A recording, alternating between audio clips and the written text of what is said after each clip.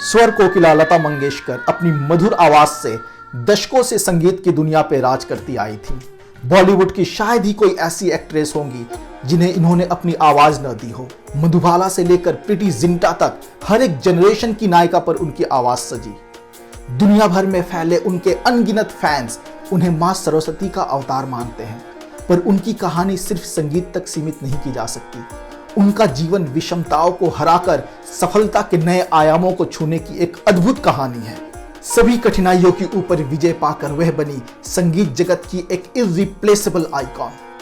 उन्होंने अपने जीवन में सब कुछ पाया, शोहरत, पैसा, सक्सेस, सम्मान, यश, प्रसिद्धि, कई पुरस्कार और अपने अनगिनत प्रशंसकों के दिलों में जगह। निर्देशक बासु भट्टाचार्य ने 1981 में लता जी के जीवन को एक पावरफुल फेमिनिस्ट स्क्रिप्ट कहा था। लता मंगेशकर का जन्म 28 सितंबर 1929 को मध्य प्रदेश के इंदौर में हुआ था। उनके पिता दीनानाथ मंगेशकर एक कुशल रंगमंचीय गायक, संगीतकार और एक्टर थे।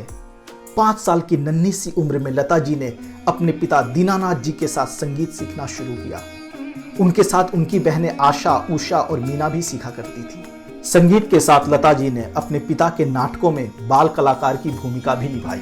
जीवन समृद्धि से भरा तो नहीं था, पर पिता परिवार की सभी जरूरतों का ध्यान रखते थे। लेकिन 1942 में पिता की आकस्मिक मृत्यु के बाद लता जी पर मुसीबतों का पहाड़ टूट पड़ा। अब पूरे परिवार की जिम्मेदारी छोटी सी लता के कंधों पर आ गई। मुश्किलों से पीछा छुड़ाने का बस एक ही रास्ता है, उनका सामना करना। डूबते को जैसे तिनके का सहारा मिला, नवयुग मूवी कंपनी के मालिक मास्टर विनायक उनकी मदद के लिए आगे आए। 1942 में ही उन्हें मौका मिला और लता जी का पहला गाना रिकॉर्ड हुआ।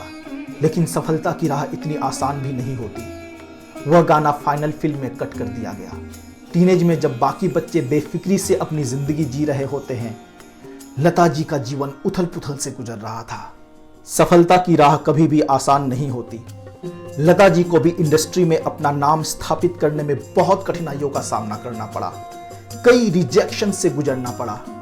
कई संगीतकारों ने तो पतली आवाज के कारण काम देने से साफ मना कर दिया। उस समय की प्रसिद्ध पार्श्व गायिका नूरजहां की आवाज के सामने लता जी की आवाज बहुत पतली थी और शैली भी बिल्कुल अलग थी। सभी लता जी की तुलना नूरजहां और शमशाद बेगम से करते थे, लेकिन धीरे धीरे अपनी लगन और प्रतिभा के बल पे उनको काम मिलने लगा। उर्दू भाषा पर अपनी पकड़ मजबूत करने के लिए उन्होंने उर्दू की ट्यूशन भी ली थी।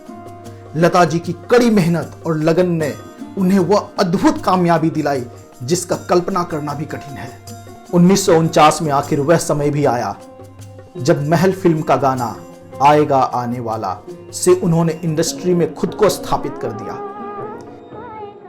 एक झलक में देखे तो यह बस एक फैक्ट है, लेकिन इस एक गाने तक पहुंचने में लता जी को 7 साल लगे। इतने समय तक हिम्मत न हारना और अपने लक्ष्य पर टिके रहना आसान नहीं होता।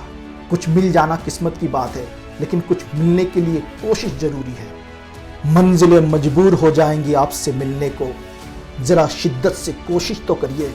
यूं तो लता जी का जीवन सिर्फ और सिर्फ सफलताओं का मिसाल लगता है, लेकिन उन्होंने अपने जीवन में कई उतार चढ़ाव देखे जिसका कोई उल्लेख नहीं करता। 1962 में उन्हें जान से मारने की कोशिश हुई। स्लो पॉइजन का असर कुछ ऐसा था कि 3 महीने लगे उन्हें ठीक होने में।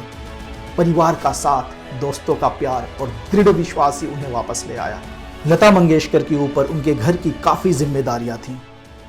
अपने छोटे भाई बहनों को बड़ा करने की कोशिश में वो अपने बारे में ज्यादा सोच नहीं पाई और शायद इसीलिए शादी भी नहीं की। कम उम्र में ही घर की बड़ी बड़ी जिम्मेदारियां संभालते संभालते वह अपना घर बसाना ही भूल गई। लता जी किसी से डरती नहीं थी। अपने स्वर्णिम समय में जब वह सफलताओं की ऊंचाइयां छू रही थी, उनकी इंडस्ट्री के दिग्गजों से बहुत बार बहस हुई, लेकिन वह झुकी नहीं। लोगों ने उन्हें घमंडी और न जाने क्या क्या पुकारा, लेकिन वो अपने अधिकारों और अपने स्वाभिमान के लिए निरंतर लड़ती रही। आज हम फेमिनिज्म की बात करते हैं, उस समय वो फेमिनिस्ट आइकॉन थी जब नारीवाद शब्द भी शायद ज्यादा प्रचलन में नहीं था। लता जी का यही दृढ़ विश्वास ने उन्हें फिल्म जगत का सबसे मजबूत महिला बना दिया। लता जी कभी स्कूल नहीं जा पाई, लेकिन न्यूयॉर्क यूनिवर्सिटी समेत 6 यूनिवर्सिटीज ने उन्हें मानद उपाधि से सम्मानित किया। ज्ञान अर्जन की कोई उम्र नहीं होती, और न ही औपचारिक शिक्षा की जरूरत होती है। लता जी संस्कृत, मराठी, हिंदी और उर्दू में पारंगत थी। उन्होंने 36 से ज्यादा भाषाओं में गाना गाया है। भारतीय भाषाओं के अलावा लता जी ने इंग्लिश, डच, रशियन, फिजियन और स्वाहिली में भी गाने गाए हैं। मनुष्य की सबसे बड़ी शक्ति उसका ज्ञान है और ज्ञान अर्जन किसी उम्र, माध्यम और समय का मोहताज नहीं होता। लता जी उन लोगों के लिए प्रेरणा है जो अपनी परिस्थितियों का रोना रोते रहते हैं। लता जी के लिए गाना गाना पूजा से कम नहीं था, इसलिए वो रियाज के समय कभी चप्पल नहीं पहनती थी। अपने कर्म को ही अपनी प्रार्थना बना लो, फिर कोई ताकत तुम्हें अपने मंजिल तक पहुंचने से रोक नहीं सकती है। और इस शिद्दत से पाई हुई सक्सेस हमेशा कायम रहती है। अपने सरल व्यक्तित्व, मीठे स्वभाव और दमदार आवाज से उन्होंने समस्त भारतीयों के मन में एक स्थायी जगह बना ली थी। परेशानियां कई आई, लेकिन वह कभी डगमगाई नहीं। लता जी का जीवन हमें मुश्किलों से भिड़ने और विषम परिस्थितियों में डटे रहने की प्रेरणा देता है। जिंदगी खेलता भी उसी के साथ है जो इंसान एक बेहतर खिलाड़ी होता है। दर्द सबके एक से हैं, मगर हौसले सबके अलग अलग होते हैं। कोई हताश होकर बिखर जाता है तो कोई संघर्ष करके निखर जाता है। लता जी के जीवन से 3 सबसे महत्वपूर्ण बातें जो हम सीख सकते हैं वो ये हैं। मेहनत और काम के प्रति संपूर्ण समर्पण ही आपको सच्ची सफलता दिला सकता है। उम्र और स्वास्थ्य भले ही आपकी गति को थोड़ा धीमा कर दे, लेकिन पूरी तरह से रोक नहीं सकता। जीवन को अपनी शर्तों पर जीना और अपने स्वाभिमान के लिए किसी के आगे न झुकना। कोई उन्हें स्वर कोकिला कहता है तो कोई स्वर साम्राज्ञी, राष्ट्र की आवाज, भारत कोकिला और भी न जाने कितने नाम हैं उनके, लेकिन उन सब से ऊपर वह एक कर्मयोगी थी। उन्हीं के शब्द थे, हमें अपने जीवन में कभी भी हार नहीं माननी चाहिए, लगातार कर्म करते रहना चाहिए, एक न एक दिन हमें सफलता जरूर मिलेगी। आज भले ही वह हमारे साथ ना हो, लेकिन उनकी मधुर आवाज और जीवन हमें सदैव प्रेरणा देते रहेंगे।